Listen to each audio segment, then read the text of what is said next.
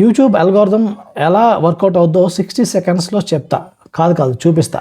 So YouTube algorithm ఎలా work out అవుతుందో చూడాలంటే మనం గూగుల్ ఇన్కాగ్నిటో విండో ఓపెన్ చేసి మీరు యూట్యూబ్ అని టైప్ కొట్టి ఓపెన్ చేస్తే మనం చూసినట్లయితే ఇక్కడ అసలు ఏమీ మనకు ఒక వీడియో కూడా కనిపించదు.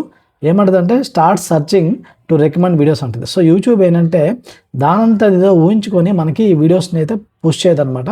సో మనం ఏదైనా ఒక టాపిక్ సెర్చ్ చేయడం మొదలు పెడితే ఓకే దీని మీద ఇతనికి ఇంట్రెస్ట్ ఉంది అని మనల్ని అర్థం చేసుకుంటూ వీడియోస్ని అయితే పుష్ చేస్తుంది. సో యూట్యూబ్ అల్గోరిథము యూట్యూబ్ క్రియేటర్స్ కోసం పనిచేయదు, యూట్యూబ్ కన్జ్యూమర్స్ అంటే యూట్యూబ్ వ్యూవర్స్ కోసం పనిచేస్తాయి. సో యూట్యూబ్ వ్యూవర్కి ఏం కావాలి అని దాన్ని బట్టి పనిచేస్తుంది అనమాట. సో వ్యూవర్ ఒకవేళ దీన్ని సెర్చ్ చేస్తాడు కాబట్టి దాని గురించి కంటెంట్ ఇస్తుంది. అండ్ సెర్చ్ చేశాక ఆ వీడియో ఎక్కువ చూస్తుంటే కనుక ఆ వీడియో అలాంటి వీడియోస్ని సిమిలర్ వీడియోస్ని పుష్ చేస్తూ ఉంటుంది అనమాట.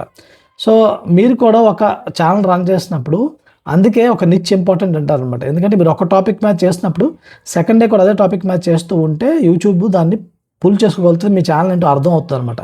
సో యూట్యూబ్ అల్గోరిథం అనేది స్పెషల్ మెషిన్ ఫోకస్డ్ కాదండి, అది యూజర్ బిహేవియర్ ప్యాటర్న్ మీద ఉంటుంది. సో యూజర్స్కి ఏది కరెక్ట్ అని చేస్తుంటుంది. సో అందుకే మీరు యూజర్స్కి ఉపయోగపడేలా వీడియోలు చేయడము. రెండోది ప్రతి టాపిక్ పట్టుకోకుండా ఒక నిచ్ మీద ఫోకస్ చేస్తే కనుక డెఫినెట్లీ ఫాస్ట్గా గ్రో అవుతారు. అండ్ ఇలాంటి టిప్స్ కోసం మీరు మన ఛానల్కి సబ్స్క్రైబ్ చేసుకోవచ్చు. అండ్ ఒక్క లైక్ చేసి నన్ను ఎంకరేజ్ చేయండి. Thank you.